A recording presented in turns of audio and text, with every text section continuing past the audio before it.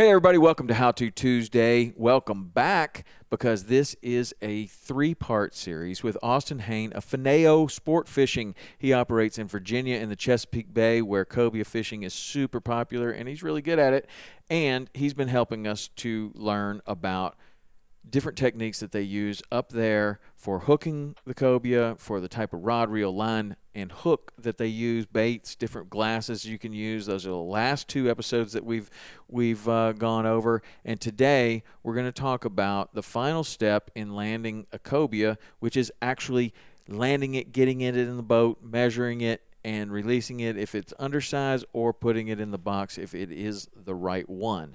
Austin, you have interesting regulations up there that do not allow for gaffing fish, gaffing these cobias. Now, a lot of people gaff cobias.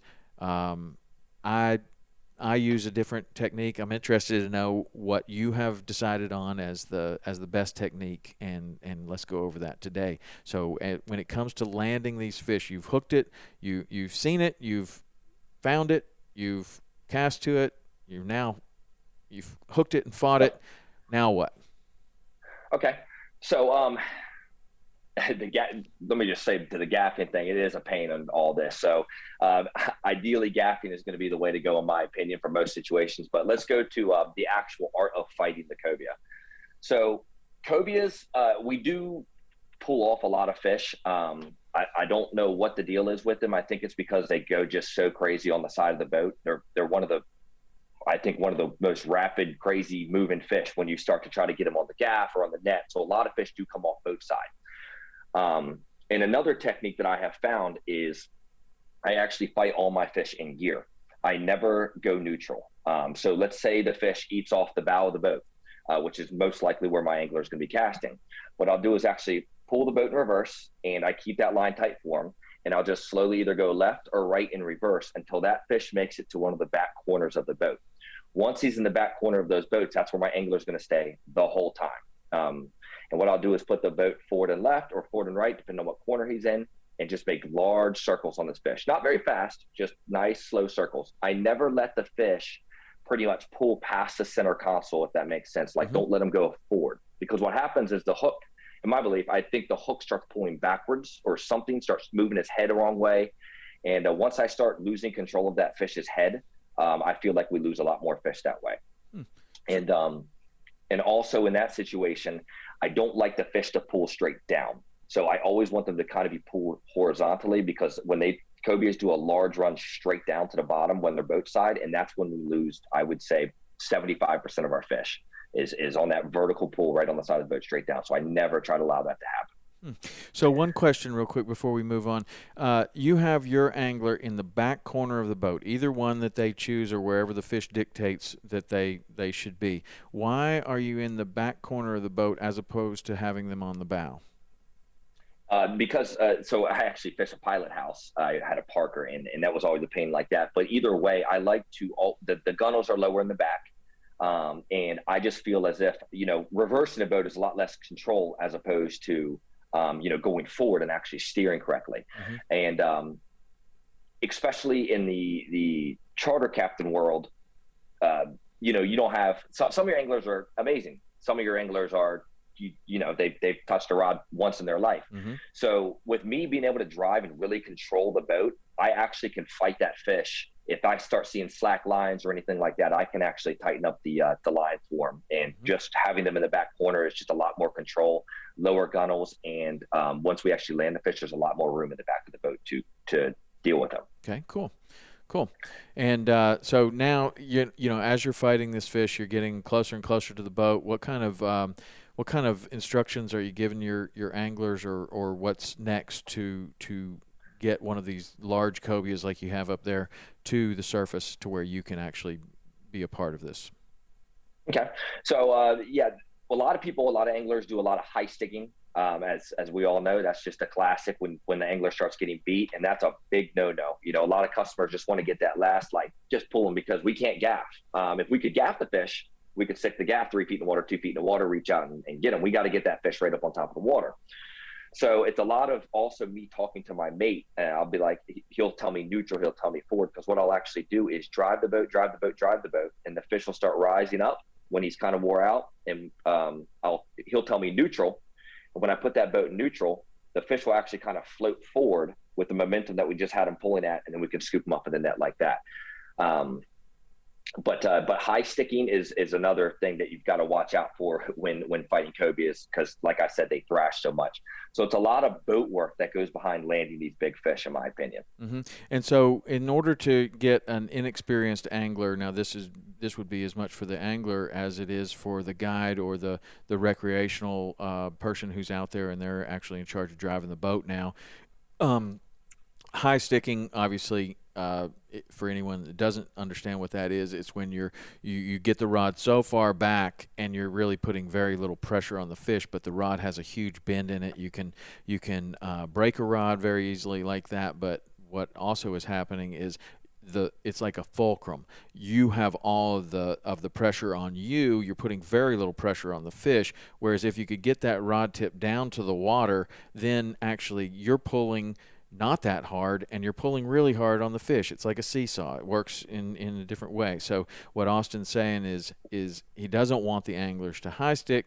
It's not putting any pressure on the fish. You think you're pulling them that 1 or 2 extra inches so that you can get the net under them, but that's not really how it works. It would be better to get the rod tip down to the water to where you almost have this, like last week we talked about, he has a 20-inch leader. It would be better to get almost down to that leader knot and be lifting, to get the net under the fish rather than doing this high sticking. So how are you coaching people to bring the fish in and avoid the high sticking? Is it just telling them to get the leader knot in the rod tip, or what are you telling them?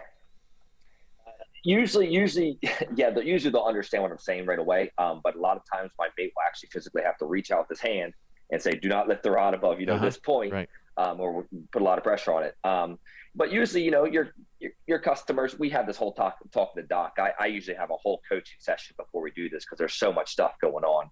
But if they ever start making that mistake, you just got to tell them again, not in a rude way. It's like, hey, just watch the high stick, guys. You got to be polite to them. It's a lot better than, being harsh about it, especially if they ever lose a fish that way, which like I say, you lose a lot in that situation.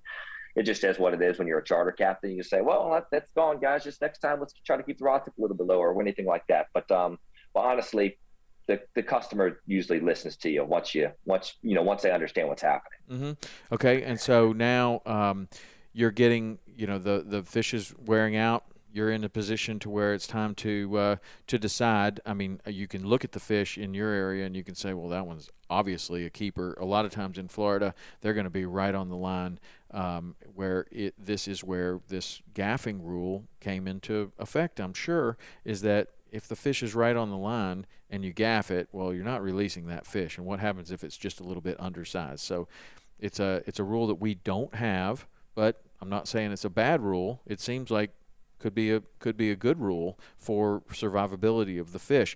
But how are you landing these fish? When you determine this is the one that you want, or that you're going to release it, and would that differ at all in the way that you handle the fish? Okay, so with we have to net, like you just said. There is a couple tips that I can give you with netting cobias.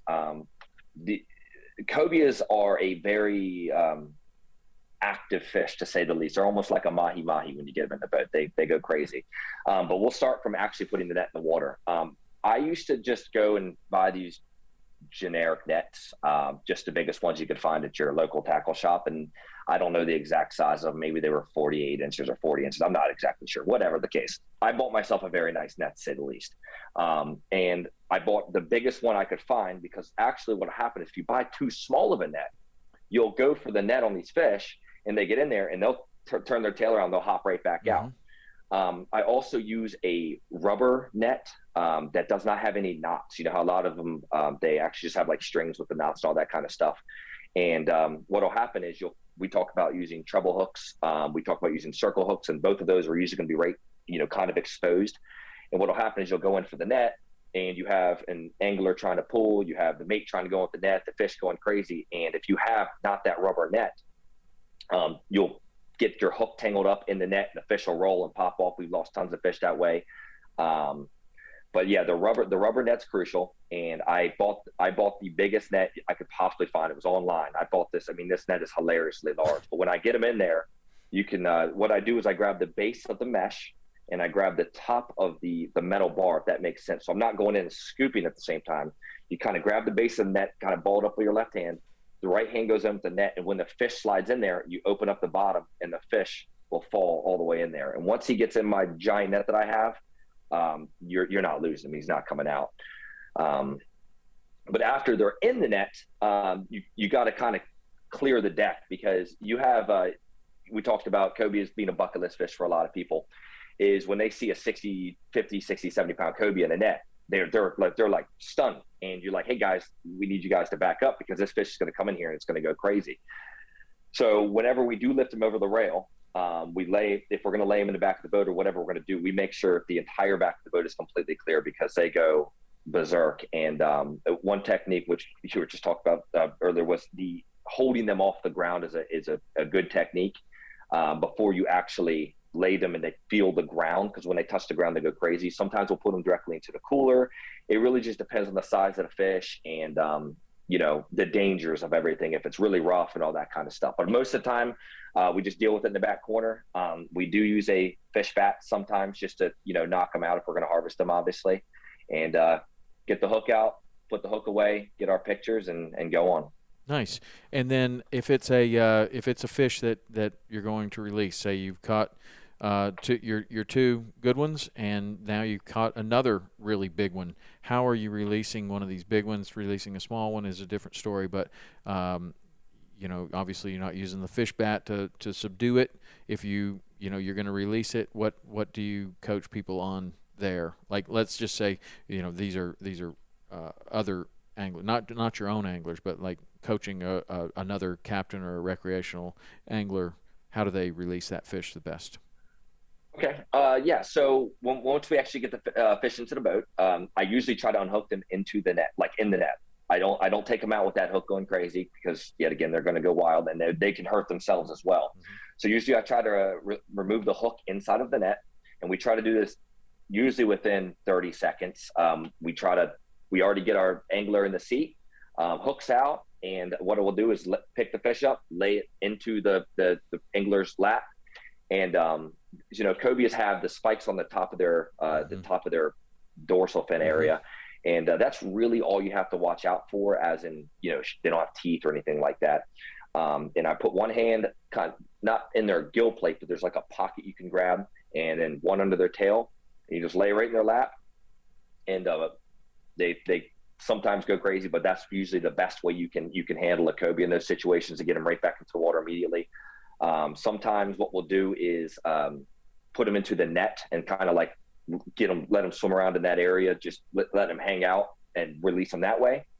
Or what we'll do is actually just revive him by holding him off the side of the boat until he kicks out of your hand. Mm-hmm. Nice. I love it. Well, that fishing up there is amazing. I've never done it in the Chesapeake Bay, but I certainly have heard many people talk about it. I got to get up there and go fishing with you up there and see that cobia fishing one time at least. For sure. But I look forward to it. So that's a 3-part series. All excellent advice. So if you're just getting to this show today and you haven't heard the other two, just back it up 2 weeks and you can hear about how Austin coaches his clients to hook the fish, also the best choices in gear, including glasses, rod, reel, line, and hooks, and then today about finishing the job, fighting the fish and landing the fish. All great information, Austin. I want to thank you for that. Austin is actually going to be on the podcast as a full-length guest here coming up soon, so make sure to tune into that one as well. It's FINAO Sport Fishing. FINAO stands for Failure is Not an Option. I love that name. That's really cool. And Austin, how can they find you and how can they watch you on Twitch? Okay. So the best way to get in contact with me would be on Instagram. That's Instagram. Type in FINAO, FINAO _live, We live stream fishing 5 days a week. You can actually catch our cobia fishing live through in the summertime in Virginia. In the wintertime, we're down here in Florida. That is twitch.tv/FINAO live, one word. And if you want to look at booking a charter with us, our website is FINAOsportfishing.com. All right, great. That's awesome, man. Check out all these other 2 shows, and then get ready for Austin to be a full-length guest. That's How To Tuesday for this week. We will see you next week with another awesome guest or another awesome topic. See ya.